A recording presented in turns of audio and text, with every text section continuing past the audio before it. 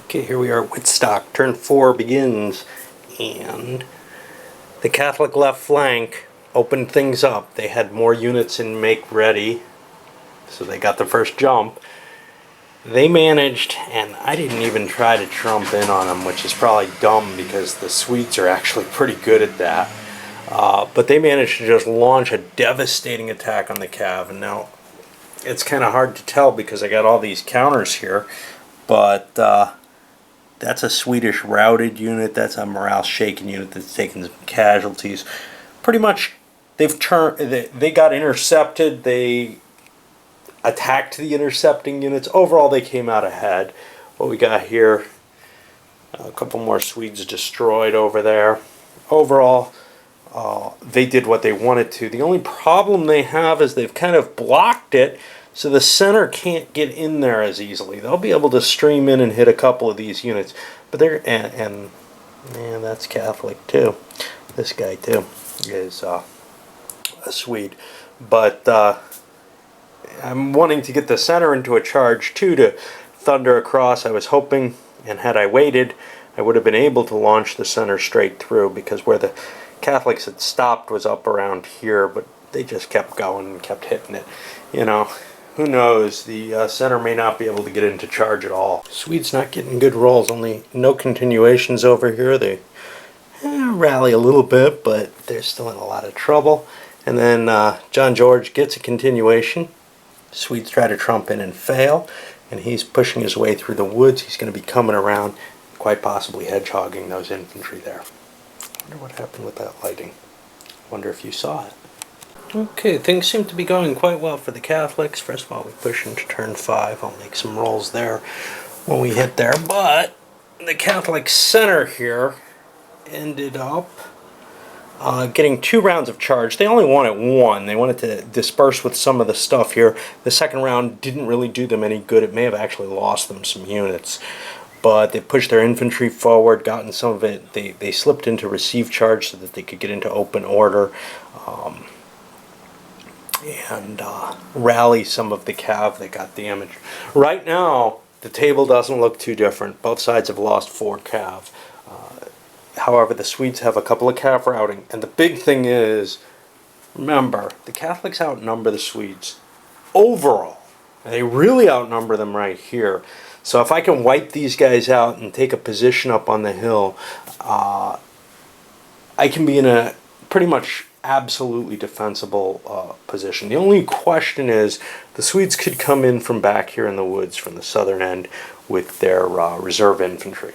The stuff that was intended to be sent up here.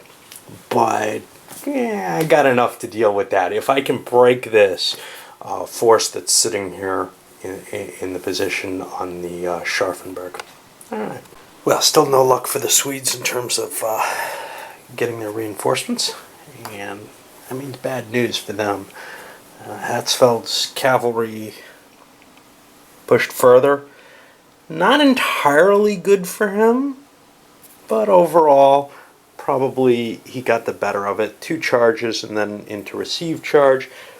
You can see the casualties are building up on both sides. The Swedes are a little ahead, though, in terms of losses. And, you know, numbers do matter in this system. Although being able to get those numbers to bear matters at least as much. So being able to rally these forces is a big factor. And a lot of these were formation broken a moment ago, and now, well, the Swedes can probably brush them aside, but if they do so, then they've got another wing coming in. And that's something they have to worry about. So I may want to use the infantry first, but I use the infantry first, I fire these cannons, and these guys can charge the guns and take them out. They can probably do that anyway, but it's an uglier situation if they have to come close and face the artillery fire at range, at reasonable ranges. No Trump attempts again. Really, in a lot of ways, Hatzfeld wasn't really in a position that the Swedes thought it was necessarily good for him to be charging. And then when he got his final activation and went to receive charge, which is what he wanted, Well, that wasn't, that's not a point where you have the option to trump anymore.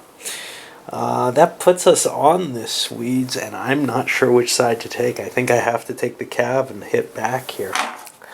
Just to keep those... Well, I don't have to fire the guns, right?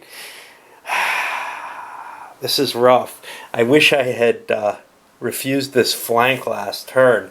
There's a problem with the game. Not a problem with the game, but a problem that the commander faces in this kind of situation, which is, yeah, if I had done that last time, fine and dandy, but maybe this guy gets the first activation after I do that. So refusing the flank would have meant 2, 3. I'm facing the wrong way then. If I get the next activation, as it's turning out I would, I can then do an about face and have refused it a little bit. But now I'm going to get hedgehogged here, and that's not going to be pretty. But that's the life when you don't have any cav to defend your flanks. The woods are not a solid anchoring point without something in there, some light infantry or something to help out. Alright, turn 5 finished up, and it was pretty exciting. John George charges up, takes all the guns. A little bit of fire, but he's able to slip behind, hedgehogged one unit, break the morale on another. This unit did an about face, hoping to fire at the cav. He didn't get a continuation, though, so that didn't do them any good. In the center, unable to get into charge, they moved forward. Well, I don't know if they wanted to, but they moved. I don't know if I tried, but they moved forward slowly.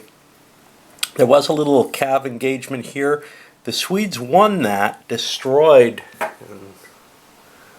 No way you can tell, but that's our losses right now.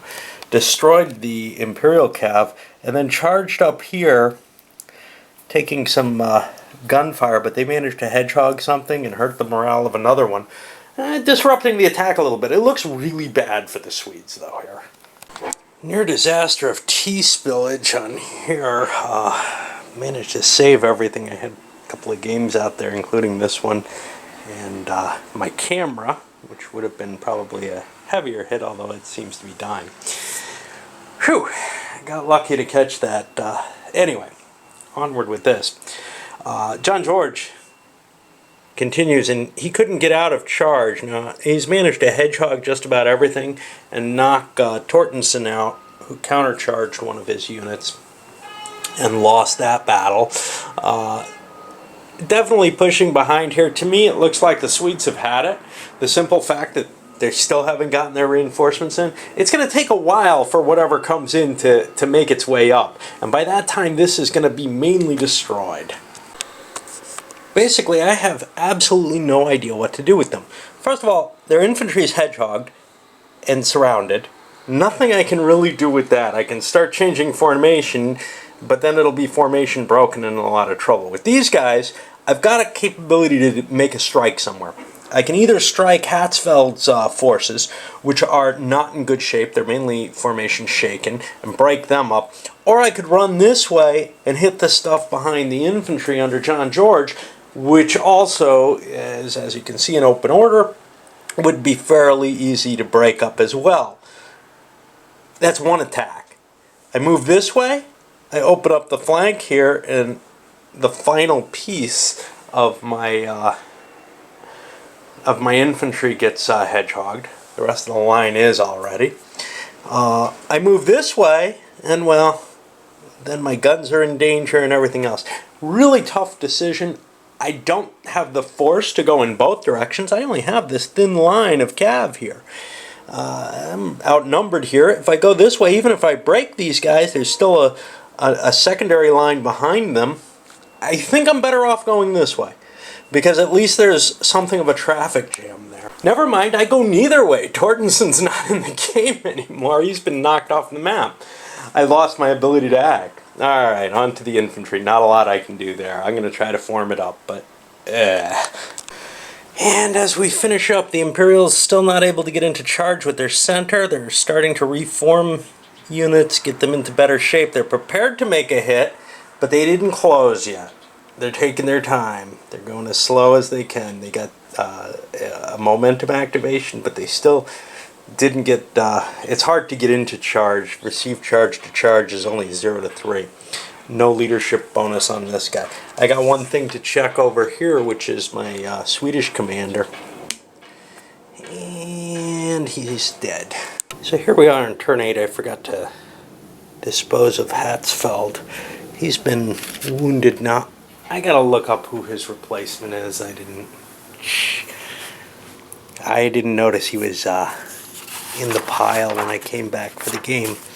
Let's see, Hatzfeld. He gets replaced by Wintz, who's no better than a colonel, and that's in charge of this right or left wing here somewhere. I'll just put him somewhere for now. He's liable to be moving next, so I'll try to remember that. But what do we have? Well, we have the Swedes came on the board. We got one column marching up this way, another one, a stream of cav coming this way. The timer is ticking now. The Catholics have to be careful, because if they continue to focus here and don't protect their rear, now of course they have some infantry, they can swing around and try to create their little box, but otherwise they've got some serious problems. They might want to pull John George out of the woods and try to engage with him, slow things down, because it doesn't really make sense to be behind here. He's not doing a lot there. On the other hand, if I can and I've already activated John George, you can see here, he was in charge, so he went first. On the other hand, if I do activate and slam into this and break this, I get a chance to move forward and flip around. So if I don't get to move my infantry forward, if I don't get to engage, I may use John George to attack back there. The Swedes over here launched an attack. You can see they're in charge. Well, they got a momentum, and that didn't go so well. The actual charge was fine, the first charge. The second one kind of broke up, didn't work too well, and now, yeah, I'm going to want him back somewhere. I'm not sure where. Probably back here. I don't want to get him. I don't want him to have been in a place where he could have gotten killed early in the turn, is basically my big worry. All right, now I'm on to the Imperials and the main Swedish infantry line. See what that can do. But the Imperials, one of them has to go first. And that is the end of 8. And what did we have happen that's exciting other than having to flip some counters over? John George took advantage of the Swedish turn to launch attacks. And you can see his whole force is pretty much broken formation-wise now. But he destroyed 2 units, 2 of those big infantry units. That puts the Swedes in much weaker position. You can see the center also for the Catholics threw a cav screen up here. So they should still be in pretty good shape. I picked the couple of units that I could attack with enough cav and with, you know, rear and flank hits, etc., the pistol shot, that I had at least a +2 on each one. And, you know, I definitely did some damage to my formation, but I feel like it was necessary to get the move on, given that the center didn't move. These guys just did a formation event. And, well, now we go on, and I'm going to load this one up.